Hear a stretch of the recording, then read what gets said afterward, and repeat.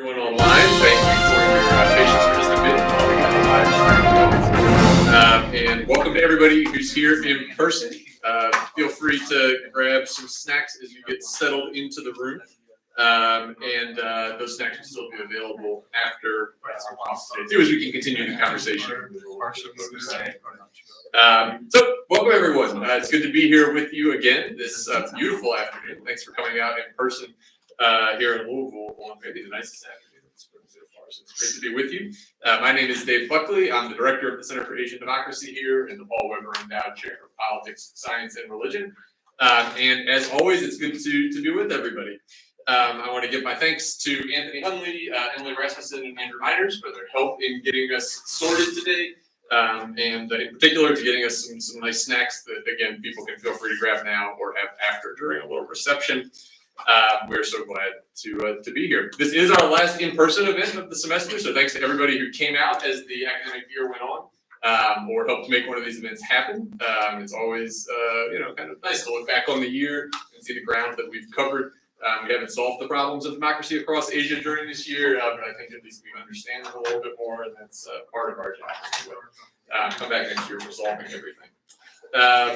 Allow me to introduce our speaker without any further ado. Yamini Aiyar is the former president and chief executive of the Center for Policy Research, CPR, one of the most important policy institutes in India in Delhi, as well as currently visiting senior fellow at the Washington Institute at Brown University at the Saxon Center for Contemporary South Asia. She was president and chief executive of CPR from 2017 through 2024, and her work sits at the intersection of research and policy practice, which you'll hear about today. During her tenure, she spearheaded the establishment of two new research initiatives within CPR on state capacity and politics. Prior to becoming president, she set up the Accountability Initiative there, known for its work on governance, social accountability, and expenditure trafficking. In social policy in particular. Her research interests span the fields of contemporary politics, state capacity, comparative welfare states, federalism, and Indian political economy. And we're going to hear a bit today about not just the Indian case, but how it fits in broader conversation about social welfare and the health of democracy. She sits on a number of boards, both domestically in India and internationally, in advisory committees on research institutes and nonprofits. Has published widely, both in academic and current affairs journals, including The Economist, Foreign Affairs, and the Journal of Democracy, as well as Indian press like The Express and Hindu, and is, most recently, author of the book Lessons in State Capacity from Delhi Schools, published in 2024 by Oxford University Press, which we're going to hear some about today in light of the broader theme of today's talk, the efficiency trap, state capacity, and technology in the era of democratic backsliding. Please join me in welcoming Yamini Aiyar.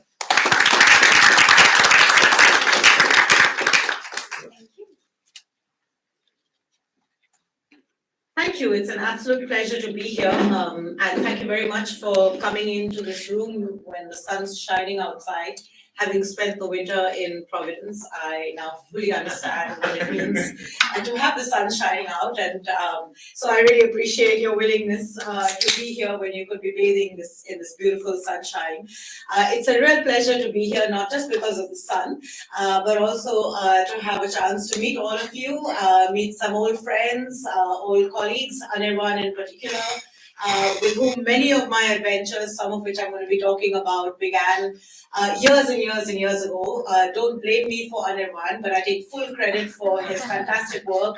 It has everything to do with the wonderful mentorship that I gave him and the space I offered him for the amazing thinking. I get quite annoyed when every now and again I find myself at places where people are showing off about this great new scholar who's done fantastic work on the BJP and women, and then I kind of pop up going, yeah, I was the first one. I found him before you did. So taking full credit, and all blame goes to all of you for everything about him that can be slightly irritating, including his ability to manage to very efficiently find space in our office when even I couldn't find a desk, having taken on the title of president, and was seeking a desk that didn't creak. Somehow Anirban had snuck in there, got the best spot, put on his headphones so that every time I asked if I could use his desk, he couldn't hear. But really a privilege to be here. What I wanted to do in this talk is a little bit of an experiment, so forgive me for the mishmash. But I've been thinking a lot about the question of efficiency and technology in the context of India. Largely because from the days when Anirban and I were adventuring in different parts of rural India, trying to study social policy, finances, and understand what happened to money when it gets allocated in a budget and travels through the labyrinth of the bureaucracy down to the ground, where apparently, at least in the 2000s, the effort in India was, on paper at any rate, and through parliamentary efforts at creating a rights-based legal framework for welfare, for kind of building a more robust, deeply democratic, citizen-led claim-making structure for welfare. And we were struck by the fact that very often, whatever was on paper, once you found yourself on the ground, the state was designed such that the ways in which power and money flew through the pipelines ensured that monies never actually reached in a way that would allow for expenditures to take place such that they genuinely responded to people's needs. And this was not because there wasn't a democratic kind of upsurge and a willingness for participation, but because the state was kind of designed like the Indian plug and you're trying to fit it into the US socket.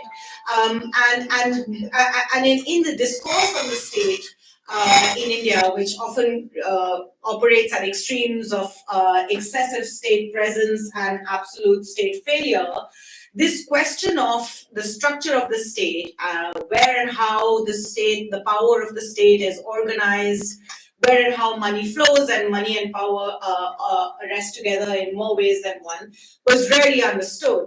And so we began this work really just trying to understand and study what the state looked like, using expenditures and powers to spend as a vehicle through which to understand the structure of the state. And of course, the inefficiencies of the state were very, very visible. Simple things, monies that should reach at the start of the school calendar year. We were tracking money in schools, for instance, would usually hit towards the end of the school calendar year. So if you started off wanting to buy chalks and purchase mats for children to sit, the money would only reach around the examination time by which the school year is over. The chalks were not useful, but you had to spend this money to produce the paper in order to be able to get you back into the system so you could get the next year's cycle of money. And so we were kind of capturing the layers of inefficiencies in the system to try and make the argument that these inefficiencies mapped onto the design of the state were such that the state, even a willing attempt at trying to make the state more responsive to the needs of the people, was simply not designed as such.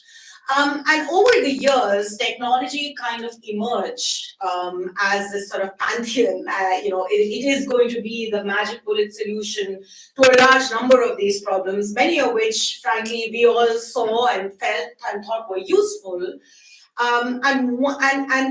Certainly in the last decade or so, India kind of set about the task of building a technology architecture for the state. And while we can dispute the question of efficiency, what is less understood is how effectively it has played a role in as a tool in shaping a very peculiar kind of social contract that is shifting the terms of the democratic consensus. And I would go so far as to say becomes a really useful tool in the hands of those who are impatient with democracy and have deeper and greater authoritarian proclivities, as a tool to seek legitimacy within the rules of this story of a state that is broadly inefficient, which certainly in the Indian context we all accept. I come to the US after a fairly difficult time dealing with, things that might sound familiar to you: academic freedom, integrity of institutions, trying to protect spaces to critique and engage. In the hope that I could get back to some of my research and start thinking about the state again in different ways, only to find that, in fact, there is such a thing as a Department of Government Efficiency. Apparently, in the US too, the state doesn't work, although the snowblowers would show up night after night in Providence when it snowed, and in the morning everything was cleared. And I kept thinking, if this was Delhi, there was no chance that we'd be able to walk to school without shoveling our own, or rather hiring a private sector company to come and clear the roads so that we could walk our children to the bus stop for school. The project of efficiency can best be achieved through the project of technology. It's certainly a more destructive project here in the US, and in some ways equally, if not more, dystopian. But at the heart of it is the same conundrum. What is the relationship between a broad societal consensus that the state needs to be efficient, which makes me ask the question, have we got the value wrong itself? Is the state something that should be efficient, or is the state something that should be effective and responsive?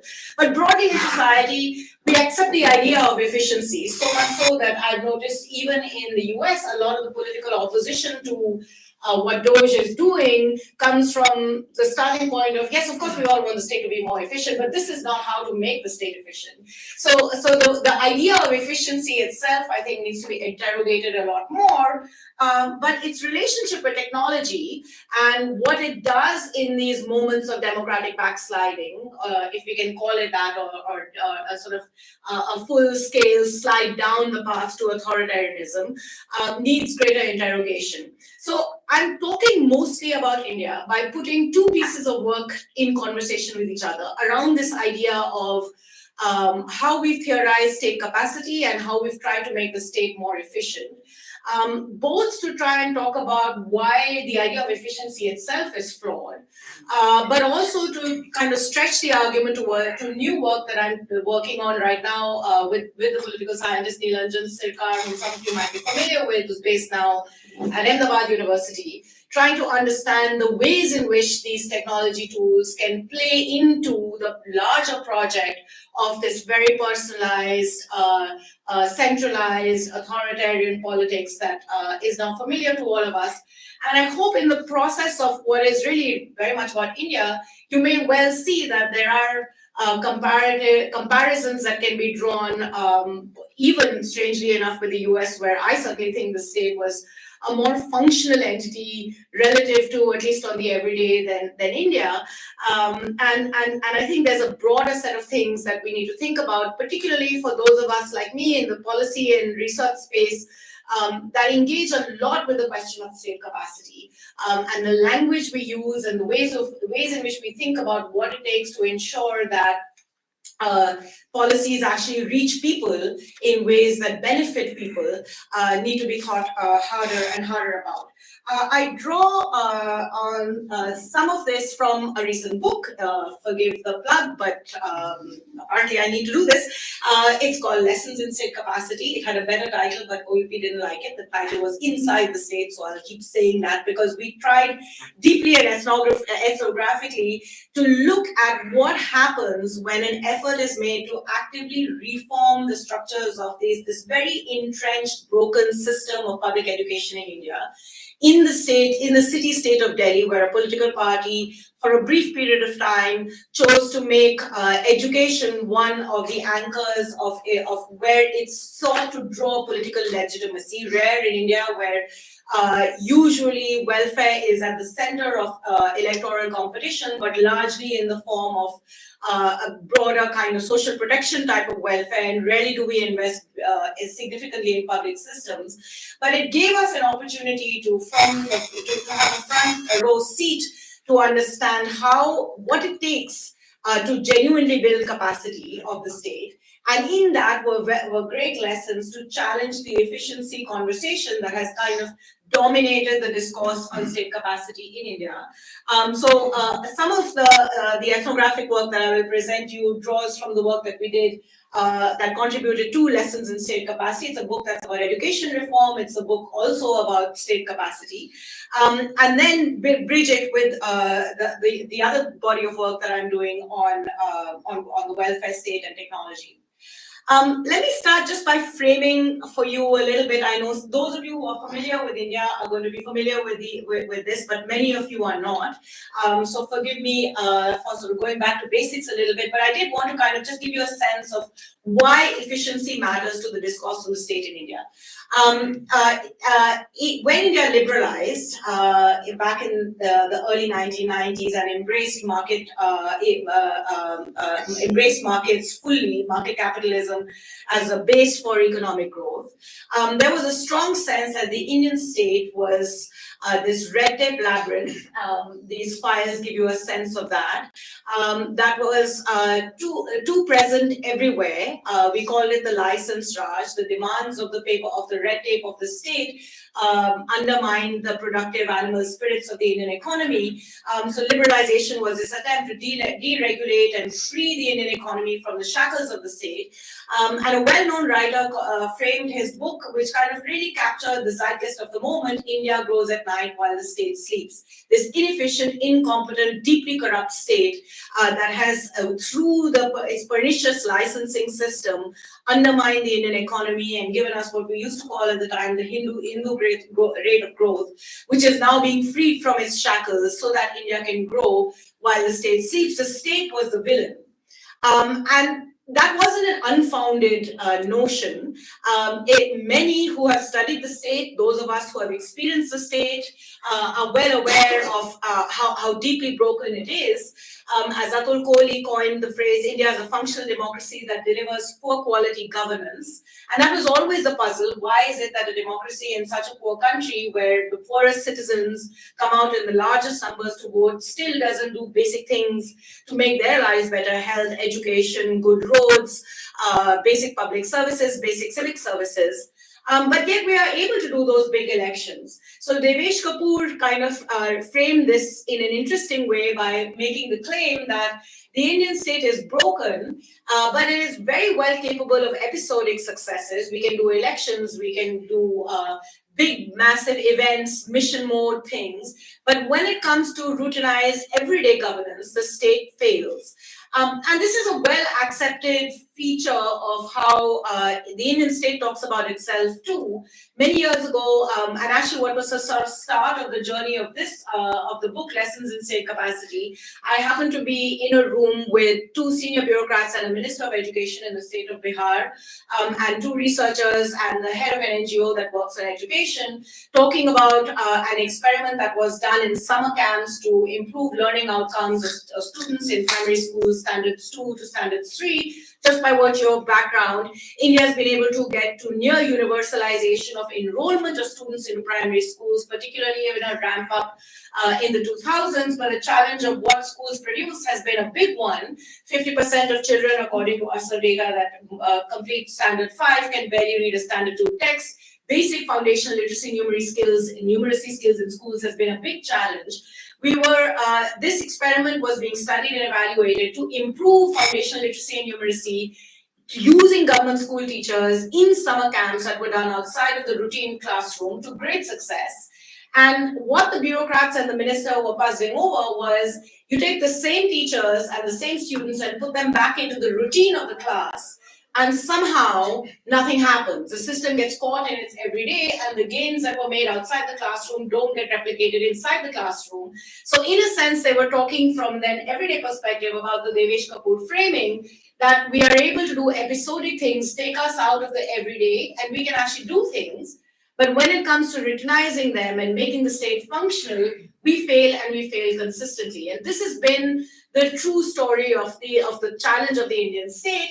And Lan Pritchett kind of framed this in a way that again has widespread acceptance and resonance. He called it the flailing state, a state whose head is sound and functional, The Indian bureaucracy is deeply meritocratic. Most Indians who finish their BA degrees spend the better part of the next 10 years of their productive working life in coaching classes, desperately trying to get through this meritocratic exam. It's a high stakes exam, and less than 1% of those who sit actually make it through the examination. So the whole system is designed really to capture the best of the best.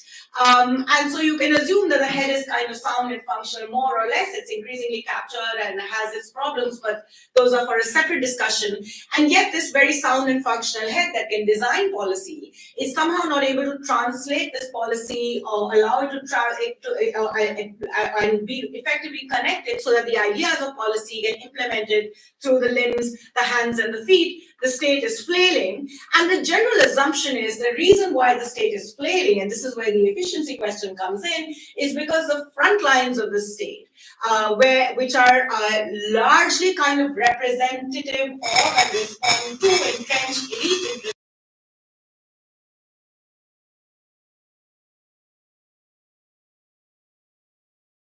To be the Bavarian autonomous rational legal bureaucracy, it's actually deeply embedded in particularistic interests deep at the ground. It responds to political interests because it is deeply captured by the political interests on the ground, serves the elite, and imposes its violence through its tools, the files being a big one, upon the average everyday citizen. And therefore teachers show up to lobby to get high salaries, but have absolutely no consequence if they don't show up in schools. Absenteeism rates are high. When teachers show up, they don't teach. Absenteeism rates amongst doctors are high, and so on and so forth, because the front lines of the state are embedded too deeply in society, serving too deeply particularistic interests rather than interests of society as a whole. That's broadly been the understanding of the state. And in fact, it has from our founding moment shaped the idea of the state having to, in some senses, distance itself and use technocratic tools as means of delivering to citizens in order to maintain its autonomy from these very particularistic interests deeply on the ground, which is why we often refer to the Indian state as one that is patronage driven, that is clientelistic, and so on and so forth. And in this, the idea of efficiency is deeply embedded, because an efficient state is an autonomous state that is effectively able to deliver down to the ground. And it is this imagination that has shaped a lot of the ideas of the state. And I want to show you two slightly different things. There's continuity in how we debate the state. And that continuity comes from kind of our founding moment. The imagination of what the state would do was very much framed in the Nehruvian high modernist state. It had to be distanced from society. Ambedkar's vision embedded in our constitution too, of the state with the bureaucratic structure as one of its tools, playing the role of modernizing and infusing this constitutional morality into society. And in order for it to be able to do that, it needed to be distanced from particularistic, entrenched elite interests on the ground, particularly from Ambedkar's perspective, cast as a crucial one. And Nehru's imagination of the task of state building through this high modernist state with tools of statistical systems, centralized planning, all imagined a technocratic structure that would drive and shape the democratization of society on the ground. So in some senses, the Indian state has always been driven by these notions of distance, of technocracy and efficiency from the ground, but it never really did its job very well. And even Nehru, if you read his letters to chief ministers, was constantly complaining, broadly arguing that the instrument in our hands is this heritage of colonialism, not quite designed for us to be able to do what we want to do, but here it is, it needs to change.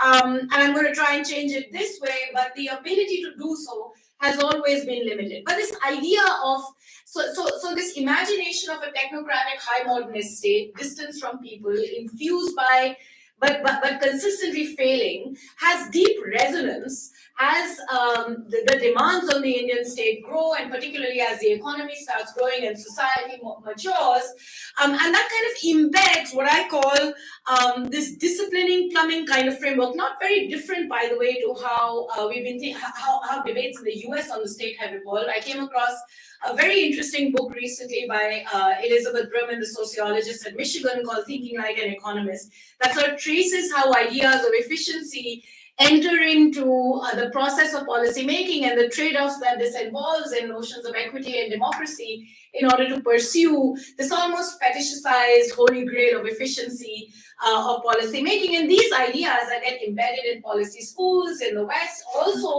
have a very, very direct kind of feedback loop into how the ideation of the state and the role of the state evolves in policy and developmental debates in India as well. And so, the thinking like an economist is very much the frame, particularly post-liberalization, of how India develops its own internal debates about the state. And there's this one other thing that is happening, for which I have this little graph here on the side. This is data collected from the Trivedi Center for Political Data, which our former colleague Gilles Vignier used to head.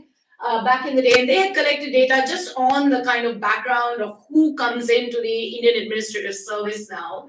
And you can see that there's this big shift towards STEM. And this big shift towards STEM has a lot to do with just how we think about education in India, et cetera, et cetera.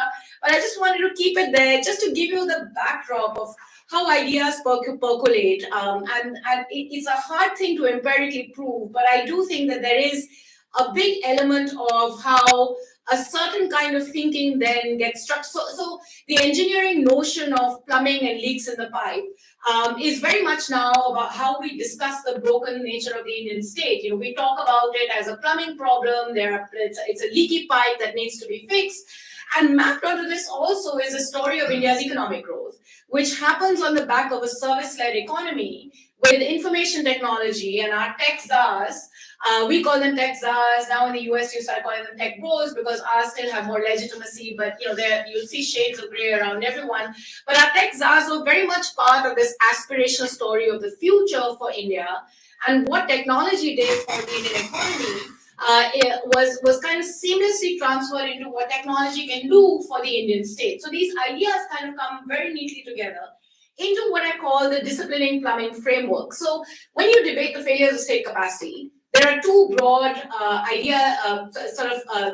created a typology of two broad framings in which it sits. They have intersections, of course, like all typologies. But one is kind of the political economy framing, where we talk a lot about this embedded state and blurred boundaries. And the other is what I call the disciplining plumbing framework that draws from these technocratic, high modernist ideas and increasingly now merges with the kind of economic efficiency arguments, new public management, which still has resonance in debates in India, and technology. And at the heart of it is this idea that this embedded politically the political economy structure of the state requires the front line to, through tools of disciplining, be kind of politically be secluded from the politics in order for it to be able to deliver efficiently and then as an afterthought effectively. So there are kind of broadly three different things that have framed these debates. The failures of the state at the front line are about the incentives. When the frontline state starts looking like a market, and you inevitably end up with a compromised, indisciplined frontline state. Private sector management tools, performance incentives being a big one, are a great way to go because the Indian civil service is a permanent job that adds to the perverse incentives that allow for this. Mechanisms of disciplining to depoliticize, and I have here a screenshot from the Education Department of Gujarat, and it's not just Gujarat, lots of states have this.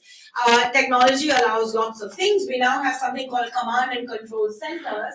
That's the command and control center for schools, where through IVRS and GPS tools, effectively linked to biometrics, effectively the Secretary for School Education in the state of Gujarat and many other states comes into the office, into the command and control center to be able to see how many teachers have shown up. yes, I suppose showing up is half the job, but that can be wangled too. And India is quite good at, Indian school teachers are quite good at showing you how, as are doctors, as are most government officials, as are most officials anyway. But it doesn't necessarily bring in the question of what actually happens. But this is how we think we can discipline the front line into doing what it's supposed to do, and incrementally plug the leaks through the data systems that these kinds of command and control centers provide you. So it's a hierarchical structure that effectively wants to use tools of command and control to discipline the front line and plug the leaks so that you can have a seamless, efficient pipeline where water can flow and students can learn. And this really dominates a lot of the thinking, both in the practice of policy as well as in the scholarship on policy, on how we can actually build and strengthen state capacity. It has widespread resonance. There are CCTVs in school classrooms. There's an MIS system for anything that you want. A district magistrate, usually a STEM graduate who is recently appointed into a district and feels the need to do something to climb the ladder, will create an app for any kind of problem that you will identify. So there's an app if your schools are not working well. There's an app for your birth and death registration. What happens in the app is, of course, a whole other story, but there's an app for every kind of civic service that you could imagine, and every problem, and an MIS system for every problem and every solution. And just to give you a sense of how complex this is in the current moment, we don't have a census. We have had huge trouble with even our poverty data through the National Sample Survey, which has been hugely disputed and debated. India right now doesn't know really in a comparative sense what its poverty data looks like 2011 to 2024, but we got at least 500 MIS systems to tell you what's going on here, all of which are collecting real-time data through GPS and IVRS technology, because we are a technology-driven, efficient, high-capability state, which this might sound familiar, plugging waste, waste, fraud, incompetence. We use this kind of technology for efficiency, and I'm going to talk about the DBT, which this is the direct benefit transfers, and the e-payment system, which this is all about towards the latter half of my presentation. But part of why technology has such wide resonance is because it is presented to society as a mechanism through which it could deal with waste, fraud, corruption, incompetence of the bureaucracy. And the DBT website had this flashing kind of thing that would tell us repeatedly how much money was being saved as more and more government schemes, 500 from the last time I checked, were mapping onto this direct benefit transfer system for monies to go through this seamless pipeline where we have plugged the leaks by disciplining the frontline officers who used to take rents, used to grab rents, for monies to reach directly to beneficiaries. And hint, for what I'll be talking about later, there is a certain somebody who is the key provider of this direct benefit transfer to the beneficiary right down to the ground. But the reality of the state is, of course, much, much more complex. Even as we have mainstreamed these ideas of efficiency through disciplining this corrupt, inefficient, politically compromised frontline bureaucracy, a dive into the frontline tells you how complex the reality of the Indian bureaucracy is. And of course, part and parcel of it has to do with the complex dynamics of political economy on the ground. But there is a whole other story that we don't talk about very much, which is perhaps why these ideas of efficiency as a means for state capacity and building in India have so much resonance, which is the reality of what happens inside the state. In the years of exploring the insides of the state, in the early years with Anirban and later with other colleagues, we got a very deep insight into how the cultures of bureaucracy and the black box of the frontline worker that most citizens see to their superiors and the superiors over their superiors and the superiors over theirs make and shape what it means to be a bureaucrat. And why it is then that the bureaucrats respond to a certain kind of social reality in which they're embedded, which doesn't come into the conversation, and both for society to therefore accept technology and efficiency as the only answer, but also our failure to really understand what it takes for the state to do certain kinds of things results in creating a state that is only going to be run through this pipeline of DBT, but all other functions of the state, so, such as ensuring equitable education of high quality, provision of high quality healthcare to all citizens, navigating complex social inequalities, will find themselves increasingly marginalized because these pipelines of disciplining and plumbing simply are not designed to respond to those problems. So we need to engage with this a little bit better. And I'm going to present my case through the ethnographic work that we captured of what it looks like to be an education officer in the state of Delhi. And there are parallels across the country, even though India is many bureaucracies and many countries all rolled in one. Parts of the bureaucratic culture across the country are fairly similar. So I'm not denying variance, but I'm trying to seek some generalizations in all of this. In the city-state of Delhi, where school reforms were going on, the first thing we needed to do was to get the government to open up a file so that our team could go into schools to do things. The file then resulted in the issuance of a circular, and we were really lucky because the political actors who had asked us to give them feedback about what they were doing in schools for a brief while were willing to give us access to the database on which all the government circulars were. Over 3 years, we tracked 8,000 circulars that were issued. Those circulars are only the tip of the iceberg. There's a lot more. The circulars started mattering to us, not just because we needed them to enter schools and therefore we understood that they have value, but because when you walked into a school, quite literally every day, the estate officer, the administrator who works with the headmaster mostly, but occasionally headmistress of the school, their job in the morning was to get into this portal to see which was the order that was received in the morning. And then the administrative and pedagogical context of the class during that day was all sort of structured around the circular. Nothing moved without the circular. Nothing was real without the circular. And what the circular said or did often clashed with what the reformers wanted to do in the schools. But ultimately, it was the superiority of the circular that determined what the school would look like and what the bureaucracy would do. But what was also really interesting about the circular is how effectively, so the circular talks to the system, and it also, in a sense, embodies the hierarchy of the system. So nearly 70%, we did a textual analysis, nearly 70% of the circulars speak to frontline officers in threats, orders, and demands. It is a bit ironic because often the system is not designed to respond to the threats, orders, and demands, but that is the sticks is the language that the state uses to essentially assert its culture of hierarchy over itself. The same head of school eventually becomes a district education officer. And the same head of school who complains about the hierarchy, once he's in a position of power, uses the same language to talk to his or her schools and his or her juniors to get things done. So I just this little quote here is just one of many examples. I put them in red: negligence in discharging duties, actions as deemed as fit.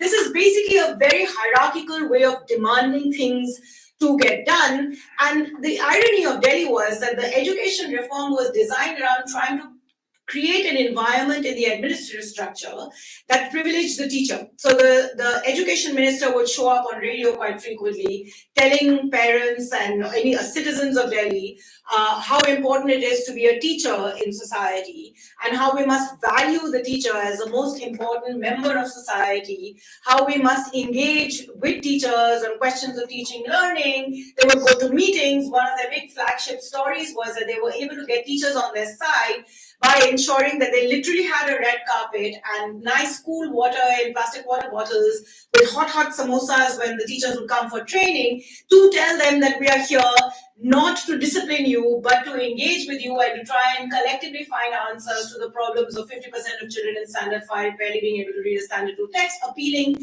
to their professional identity as teachers. But the system was designed to operate like this. So, for example, they did a parent-teacher association meeting once. It was a big deal because government schools rarely did this with the chief minister and the education minister coming on radio, inviting parents to go to schools, etc. And a letter was sent by the education minister to parents saying, when you go to this PTA meeting, you must talk about learning and your child's learning trajectory, etc., etc. But the system didn't know how to organize the parent-teacher meeting without a circular. So a circular was issued, but the system also didn't know how to issue a circular that said nice fuzzy things. And so the circular said the school must ensure that tea and biscuits are served, that a prayer meeting is had, that the report cards are shared, and negligence to do so will lead to a negative thing in your confidential report, which is the only thing that administrators seriously do care about. So it shapes very much then what how teachers are getting messages. And so even though the reformers were saying all these nice fuzzy things appealing to professional identity, hierarchies are what the teachers heard, and they found it very difficult to respond to the demands of reformers because hierarchies shape their culture. But these hierarchies also shape how they think of themselves. So while broadly in society and in this disciplining plumbing framework, we say these are incompetent, apathetic, truly vile creatures who are the cause of the problem and who should be both disciplined and monitored in this by perfecting the panopticon, their own story about themselves is quite different. Repeatedly in different contexts, we heard frontline officers talk to us and describe themselves as just post officers, not the efficient ones that will, ride on the horseback to make sure you get your letter, but the ones that are just moving the letter from one pigeonhole to the next. And what puzzled me particularly was there is a lot of power in how the frontline officer presents herself to society. So you walk into a block office, many of you here have done so much field work, this is going to sound very familiar. The government officer is not there. When they come, they have 10 minions running around them, someone holding their briefcase, someone holding their lunchbox, someone carrying a towel so they can wipe their sweat off.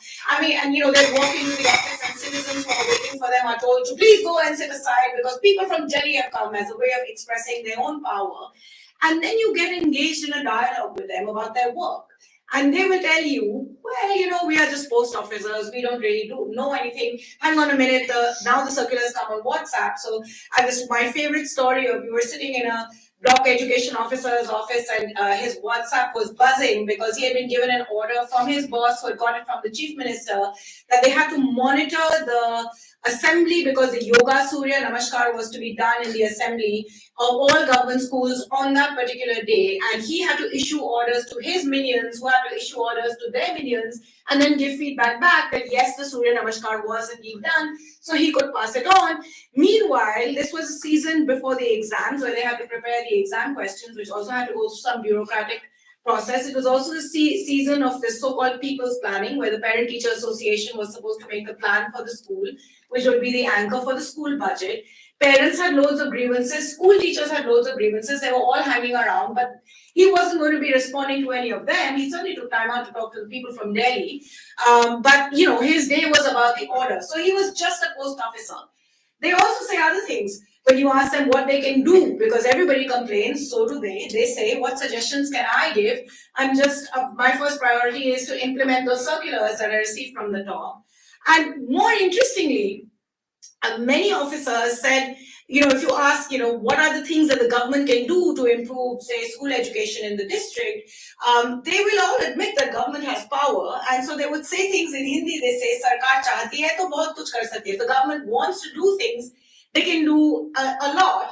And I kind of, made my notes and walked off. But my research associate really gave me the insight because she kind of tapped me on the back when we walked out of these offices and said, aren't these people the state? So this is really unique way in which hierarchies of the state, the ways in which the state dispenses its own power structures internally, shape people's perspectives of what they can do as officers of the state. They certainly want the power, and they're not shying away from it, but in their own self-imagination of what they are and how they define their purpose in the organization into which they have come, they see the extractive element, but they don't see the service element precisely because that's been beaten out of them into imagining that the state has power, but not power that they can deploy to achieve the stated goals of the profession profession into which they have entered. And so perhaps it allows them to present themselves very often as victims. We have done many surveys with teachers, and these are just some notes from what teachers describe of themselves.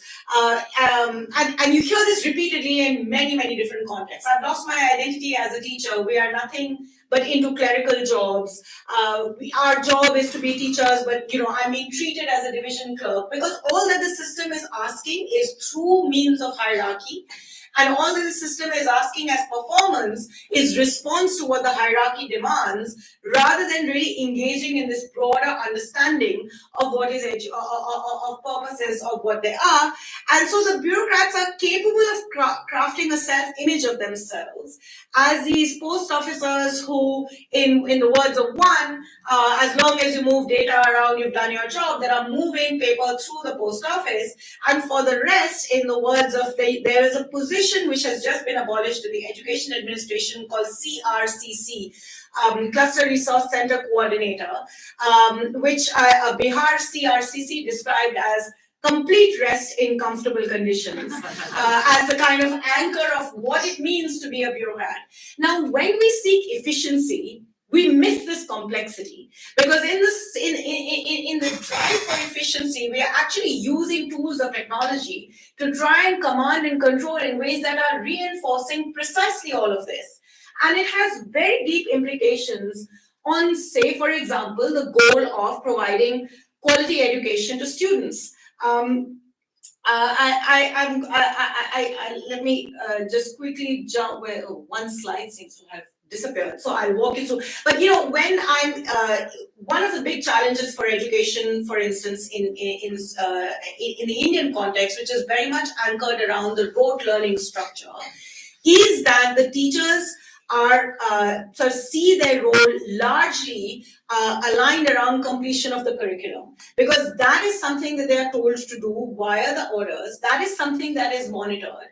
And so when you try and engage with them about the question of why is it that children are sitting in the classroom and unable to actually conceptually grasp things, because again, the learning failure starts almost in standard 1, and the curriculum kind of races ahead, the teacher will not be able to talk to you about the challenge of the classroom, because she thinks of herself as somebody who's been converted into a division clerk and has not really been able to actually teach in the class. So in the state of Delhi, this reform where we did all this ethnographic work, the true attempt was to try and align teaching expectations and curriculum expectations with learning levels of students. That children were coming into standard 6 who could barely recognize letters and barely had basic comprehension skills.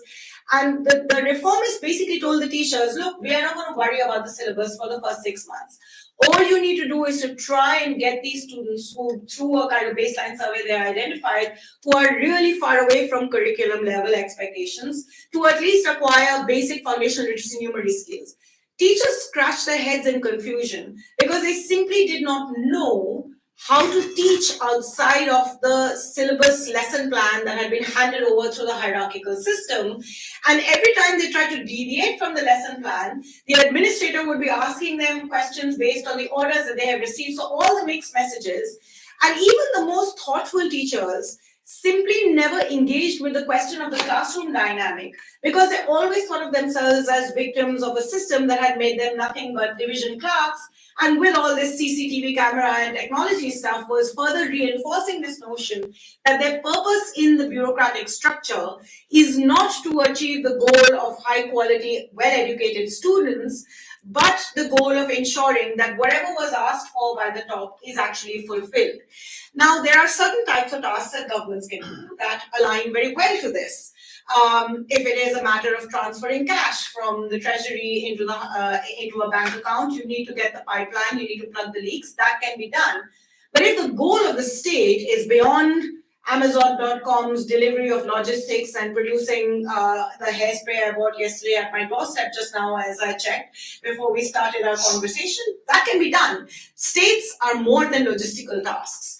And how citizens align and engage with the state is also more than a transactional client consumer-client relationship, it is often emotive. It has a set of different aspirations and identities encrypted on how we engage and think of the state. But when the state fails, it isn't unexpected for society to expect the state to be efficient and deliver at least some things. And its failure to deliver often creates an urge to look either to bypass the state altogether. So one of the interesting stories of Indian democracy is that despite being a democracy, we rarely have elections where the quality of schools or the quality of healthcare is a matter of public debate. And it's not because the average Indian doesn't want to educate their children. The aspiration for education and its link to social mobility is very, very well understood by every Indian, including those who may have different patriarchal notions about the role of women. More and more girls are going into school. It is because they have chosen to look for the private sector because the state has simply failed to deliver. So citizens are simply not asking the state for this anymore because the state is showing no interest in presenting it. But there is a lot of political value to presenting yourself as the efficient master of all things. And in some senses, that is the context in which 2014 happened in India, where despite this experiment of state building through a democratic mobilization of rights-bearing claim-making, which is really what this rights legislation that India experimented with in the 2000s was attempting to do by deepening sites of participation through legal entitlements, empowering citizens to demand services from the state via a participatory planning, social auditing, a right to information, a kind of genuine bottom-up effort. It wasn't yielding results immediately or fast enough for everybody, including our political system, to find the vacuum. So Modi presents himself as a strongman leader who in effect can actually use his strongman leadership capabilities to make India more efficient. One of the big campaign slogans was maximum governance, minimum government, appealing to the idea that India grows at night while the state sleeps. We'll exit the state from where it doesn't need to be. We'll improve the state where it should be, but do so by privileging governance through strongman leadership. And indeed, that's very much how he has projected himself. So I have here, for example, two different screenshots from newspapers that have reported on what is it about how effectively Modi has been able to improve delivery in India.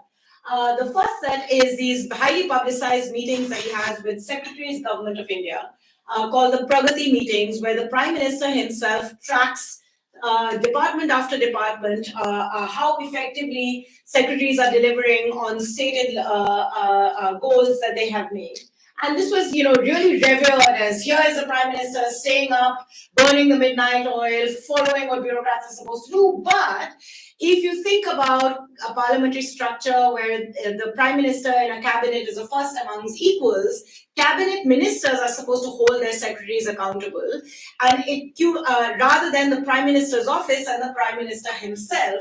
So in projecting efficiency, he also was very effectively able to centralize authority into the Prime Minister's office, which is one of the characteristics of the more authoritarian governance style of maximum governance, minimum government. Here's another example of the Prime Minister having a direct conversation via video conferencing with district magistrates. Constitutionally and in terms of the enshrined accountability structure within the civil services, district magistrates are basically part of the state cadre, directly accountable to the chief secretary of the state. At the subnational level, India is federal. We have a government of India, which incidentally doesn't have its own cadre of Indian administrative services. They borrow from the state so that state ideas are presented at the national level. And then they come back to the state to present national ideas into the state. It was an interesting way of creating a dual accountability structure that would shape state needs and national needs into the process of national and state policy making. But here you have this image of the Prime Minister, the efficient Prime Minister, directly monitoring the delivery of schemes with district magistrates using forms of technology. And all of this comes together very nicely into this big story of this high capability, tight monitoring, well-governed state in the persona of somebody whose face you can see quite frequently in these images. It's not an accident. I just Google things and he was everywhere, because that is precisely part of the story, what technology allows you to do. And I'll end by coming to my current work and what the direct benefit transfer system does. So technology, apart from being used to discipline the front line, where in a school system you can't get rid of the teacher and the school administrator, when it comes to social safety nets and cash transfers, can create this seamless pipeline that could potentially plug leaks and deal with diversion. And one of the big parts of this, again, there is continuity, because the whole idea emerges in the Congress regime, the Aadhaar structure, the unique ID number that we all now have as residents of India. That's called Aadhaar because it is the foundation of the technology base of public service delivery, was initiated in 2009. The first experiment with direct benefit transfers to get rid of these corrupt intermediaries was experimented with in 2013 by the Congress-led UPA government before Modi comes in.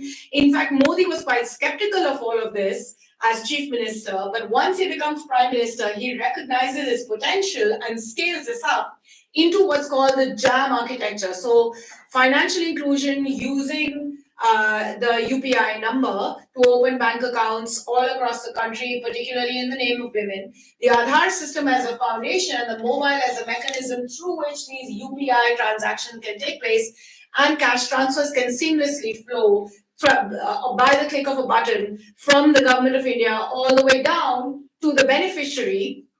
And I have here an image of the first of these big programs, which was the delivery of a gas cylinder to women called the Ujjwala scheme that was very, very well, very, very popular in its time, which was really the Prime Minister himself handing over this kind of gas cylinder using this DBT structure for delivery. It has now got cross-partisan support across India. No political party will risk going into an election without announcing a cash transfer. This in-kind benefit of this kind with the LPG cylinder is no longer useful because once you get the LPG cylinder, you have to refill it afterwards, and that refilling is on the beneficiary, which is an expensive proposition. So it's not unusual to walk into homes of beneficiaries of this gas cylinder who now have the gas cylinder kind of to hang their clothes but are still using wood and other means for cooking fuel. But this was the start of this process. About 0.6% of GDP by last calculation. Almost every state is doing this, not through an expansion of the welfare budget, but through very careful expenditure switching or going into deficit. There are two kind of things that are happening simultaneously. And the reason they are doing it is because it is politically really, really useful. So this is work with Nilanjan Sirkar. We began to notice over the years, every time we talk to potential beneficiaries of these schemes around elections, that women who are the primary beneficiary of these schemes will often refer to these as schemes that Modi has given, and in later years, schemes related to the party leader of the chief minister. And so it became increasingly clear that there is a very direct political attribution amongst beneficiaries of schemes to the party leader. On the ground, we would often hear BJP workers talk about what they call the Labharti work. Labharti roughly translates into recipient. So the recipient class had sort of become a community that party workers went out to mobilize during elections. Interestingly, a recipient class is a woman, so caste, religion, ethnic identities get papered over, and therefore it was a very useful way for an ethno-nationalist party to be able to then try and expand both two things, cut through caste fissures, which had been one of the reasons why Hindu nationalism had not necessarily taken as deep root, but also to broaden its reach beyond that and be able to say, show me one Muslim who hasn't received a benefit or isn't part of the quote-unquote Labharti work. So it's politically, it was a very important means of mobilizing while keeping the Hindu nationalist anchor of politics as its foundation. But what it also does, it disintermediates. You don't need layers of bureaucracy, or you can put those layers of bureaucracy in service of this cash transfer and present it through an effective technology-centered branding mechanism as something that is the prime ministers or the party leaders. And so the photograph matters a lot. When we all got our COVID vaccines, the prime minister's photograph was on it. When during COVID, everyone was given an expanded public distribution system, rice and wheat and food grains of other kinds, the Prime Minister's photograph was on it as one woman in a village in Uttar Pradesh before the elections in 2022 said, a Modi supporter, I see his photo everywhere. He's given me this, and then, and at that point we thought, okay, we need to study this because it is becoming a phenomenon, and other party leaders have picked it up too. And you can see it. This is data from a national election survey that we did in 2024, and we asked who is most responsible for delivering benefits to you. 49.3% of voters who responded said Prime Minister. 30.9% said Chief Minister, not a small number. And here's the interesting story.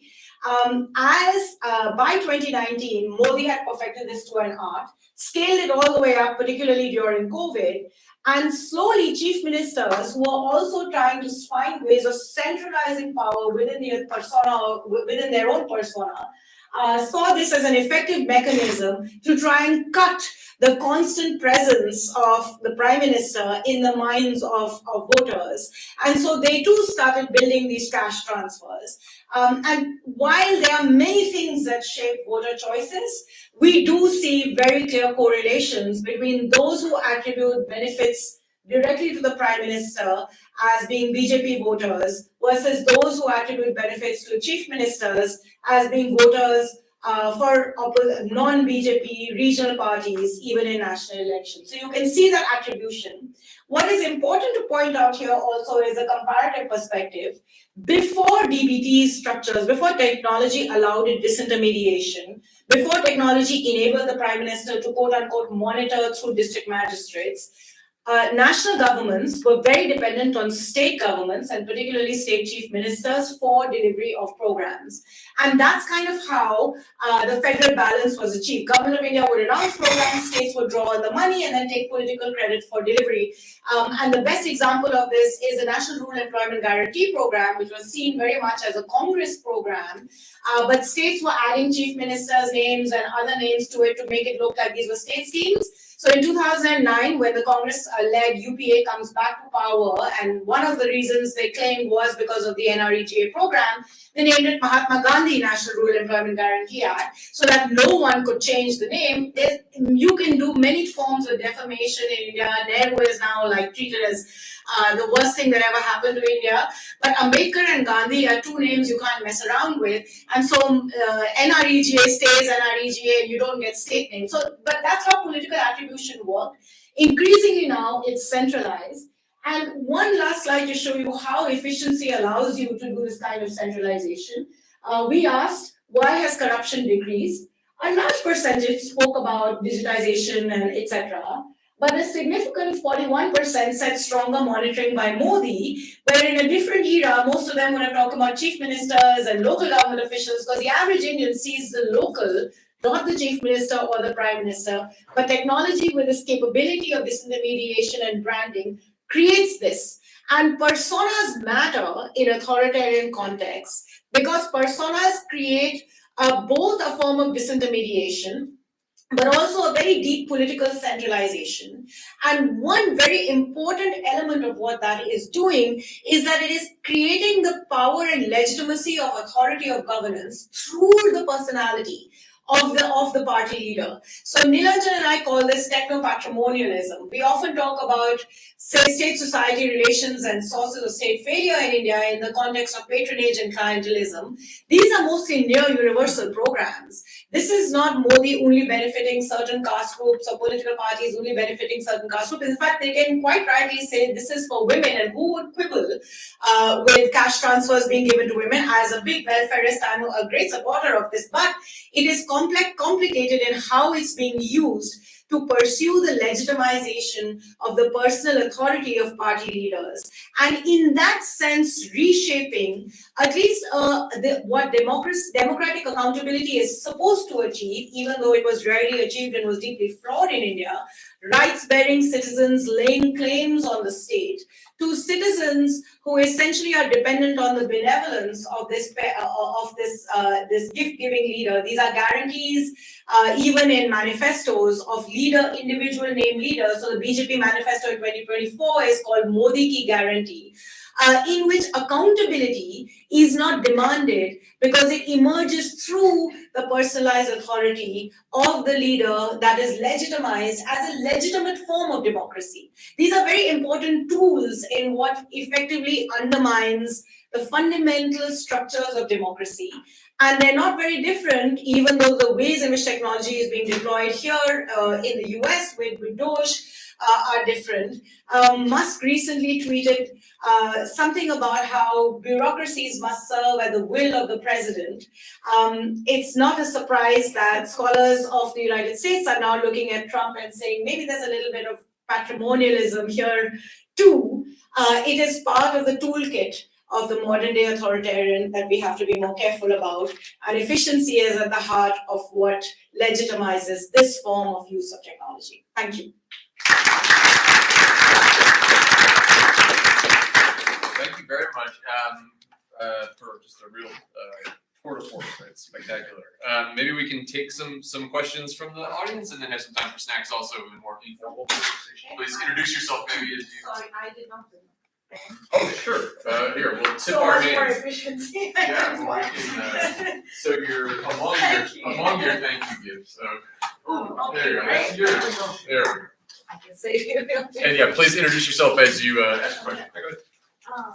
My name is Sangeeta. I'm working on a doctoral degree in the humanities department. And I was very curious about one of your earlier slides about the Holy Kapoor at Bridget. Uh-huh. If you could just talk about that. Yeah.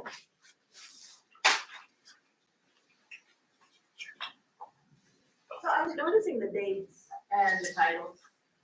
And I noticed that the one in 2020 is post-COVID. And if you look at the other titles, they were earlier by a decade. And they seem so polemic and very kind of like negative. But by the time it looks like by the time you get to the post-COVID one, it's a little more tactful, a little bit more diplomatic. It doesn't seem as negative or as polemic. Would you say that COVID had anything to do with that kind of languaging?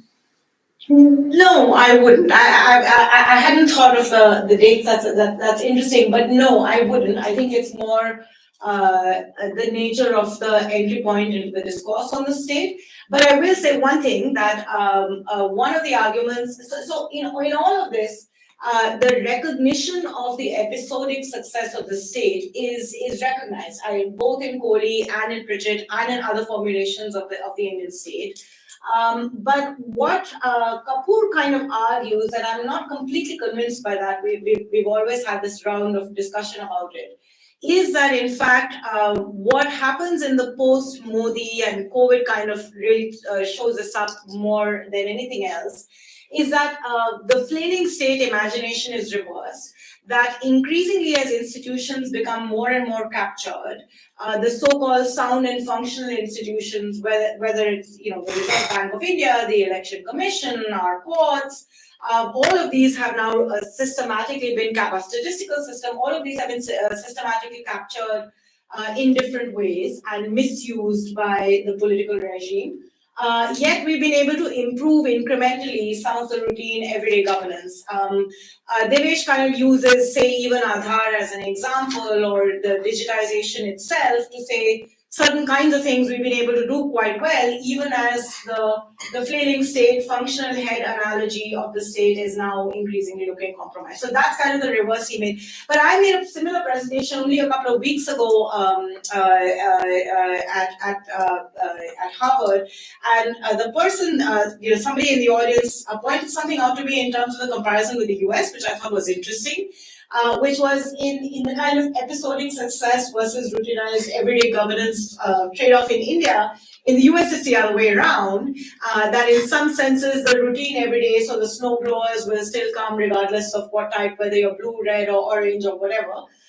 But one of the big frustrations with the state in the US, and if you look at all the kind of, why nothing works, abundance, etc., all these new things that are emerging, is the frustration that the big things that the state used to do, the big infrastructure, the big ambitious programs, are no longer part and parcel of. Almost the US story is flipping it around. I don't know enough to comment on that, but I thought it was an interesting framing.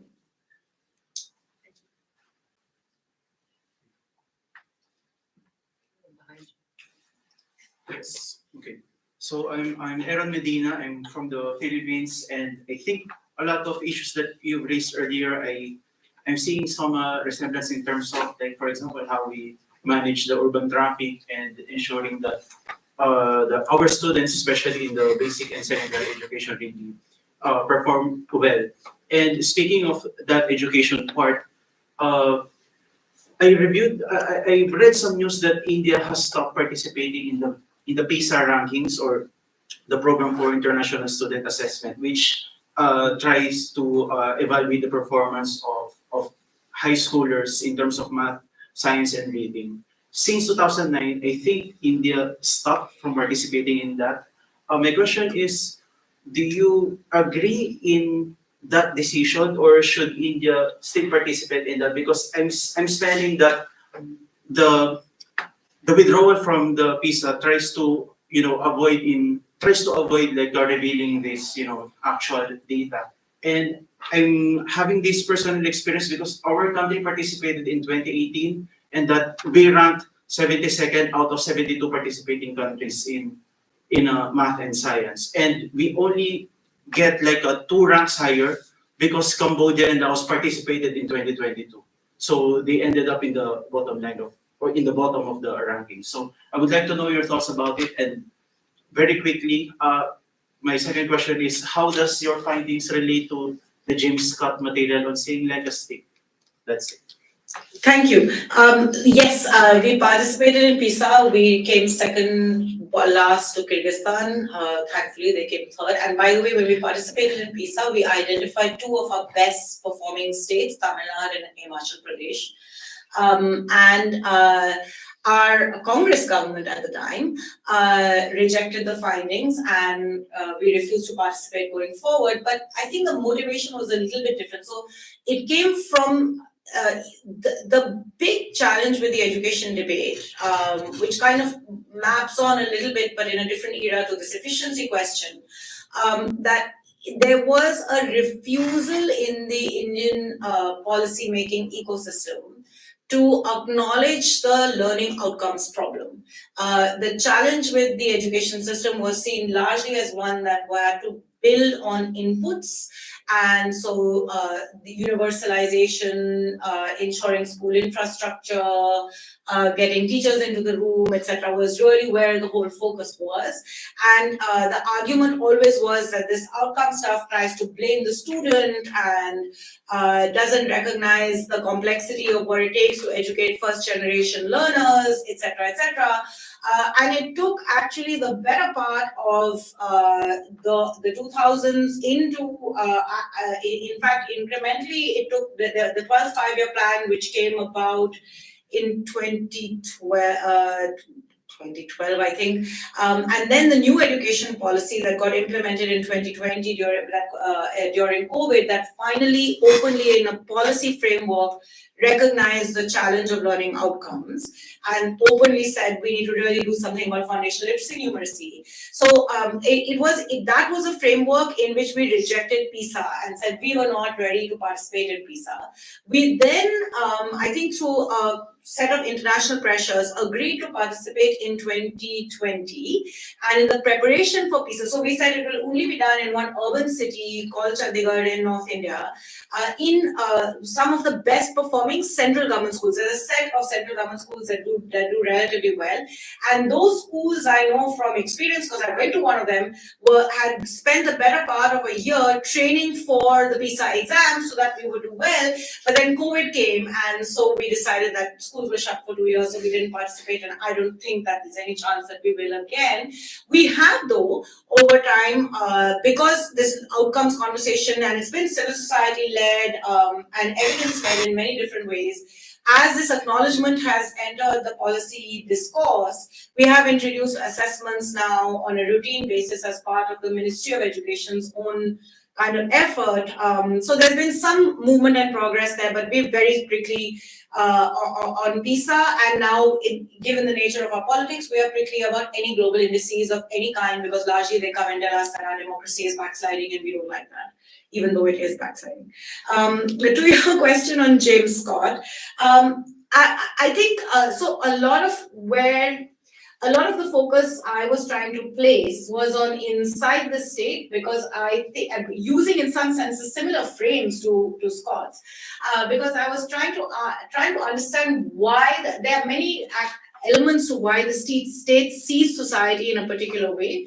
But one part of what we don't talk about is how the state itself is organized and its own cultures that kind of normalize and legitimize a certain way in which it sees the state, sees people, sees society. And one of the insights I got quite early on in our work in schools is when you talk to teachers in these kind of camp stories. So, I told you in the beginning about this meeting with government officers where they said that the teachers thought very differently outside the classroom, but the same teacher in the classroom was going back to business as usual. And when you talk to teachers, they would really, and ask them what were the challenges in the classroom. They usually talked about how they saw society, right? So they talked about, these first generation children coming to school. You don't know, madam, you come from Delhi, the parents, they don't care about their children. They don't even brush their hair before they come to school.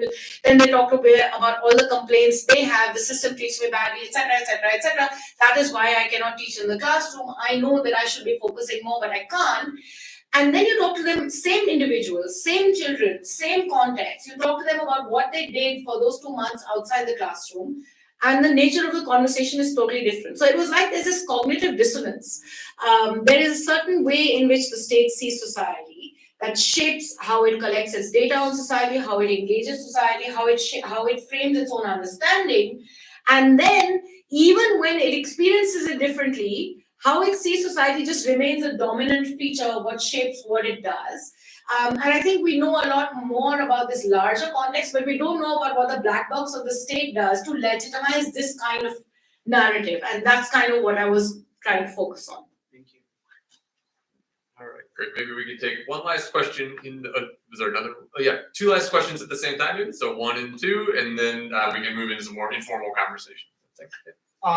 Hi, I'm Felix Rogers. I'm a political science student undergrad here. And I want to know, based on a lot of what you were talking about with the meritocratic push that we're seeing in India right now, especially towards a lot more STEM, individuals with STEM backgrounds inside of civil service positions, when we're looking at an educational system that is experiencing such extreme issues with properly upholding those educational outcomes that they're planning on, especially with those first generation learners, and in areas that are experiencing less funding, they're not getting the proper support that they need to be involved with these civil services. How do you think all of that is in conversation with the democratic backslide that India is facing, how the sort of increasing isolation from how people feel their daily lives actually interact with the government because of these just layers and layers of bureaucracy? Hi, I'm Duke. I'm an undergrad political science major as well. In the US, there's almost a fetishization of efficiency, as you said. And it seems to seep into even how people choose their college major and then their career. Many people decide to go forward with STEM fields, even if they're not necessarily interested in those fields, because they're told that that has the best return on investment. Do you see a similar trend in India as well? I am completely unqualified to speak to this from a scholarly point of view, but from an experiential point of view, yes, capital Y, capital E, capital S. It has a lot to do, there are sort of layers, right? Of course, the education system has expanded over time as more and more have access to it. And we have this really, what has been really ironic and has actually come to really deeply undermine a lot of the potential of India is that in the phase so let me step back. Our Nehruvian imagination of state building and nation building was very much anchored in building scientific temper and investing in higher education in the sciences. So we built some of the world's best technology institutions. We built ISRO. We are able to, get a spaceship to the moon.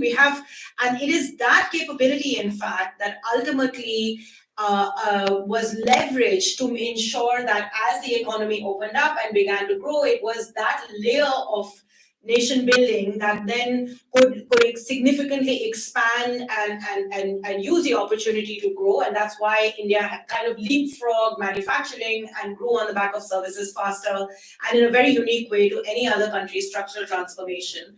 But even as that was happening, we went through a process, ironically, of deeply undermining our institutions of higher education and school education, which had always been ignored, but societal demand had meant that it started expanding. Some amount of governmental intervention also contributed to that expansion. So more and more people are going into the school system, but we're not developing the higher education system in a way that will absorb them effectively. And what was left was kind of, these technology and engineering, medicine, where we still had leftover hangover capacity from the glory days of the 60s, of the 50s, 60s, and 70s. And that's really where, and the societal aspiration of returns on investment to kind of push people in there. And our social science universities, with very few exceptions, have more or less now become completely broken. And so that's kind of where you see and there were another set of things which also kind of the way in which the examination for these civil services was changed, that made it much easier to get high marks if you had a STEM background than if you had a social science background. So lots of different things happened that created that context, which is how you ended up with more STEM in these kind of highly meritocratic, exam-oriented jobs. And it kind of links, I think, to your question as well, that a growing economy is also very aspirational. The trickle-down impact of a consumption service and consumption-led growth lifted a very large number of people out of poverty. It created a neo-middle class that was genuinely aspirational. But we've never been able to match that with adequate jobs. And partly why the kind of the leaning towards strongman leadership and the proclivity also towards the Hindu nationalist majoritarian politics that is exclusionary and also violent comes from this large base of aspirational, which Modi is a dream merchant. He's very effectively able to kind of leverage that aspiration, but draw it into this sort of semi-violent kind of exclusionary mobilization. Our unemployment numbers, especially amongst educated youth, are higher than any other comparable country. We are now, the only data that we do have that's of reasonable quality is a periodic labor force survey, which shows that we are now generating more employment in agriculture than in non-farm activity. So a problem that was always a bug in the economic structure of India has now become a feature and is becoming a bigger and bigger problem. And as somebody who's been in and out of rural India for the better part of 20 and more years, the big thing that I see that's really different now is in the middle of the afternoon, even in villages on the border of cities, you will see gangs of boys standing around a motorcycle where they're charging their phones, watching God only knows what on their smartphone. So unemployment is a really serious challenge, which is kind of generating the kind of politics that we are seeing, or at least one part of the problem of the kind of politics that we are seeing. All righty, well, join me one more time in thanking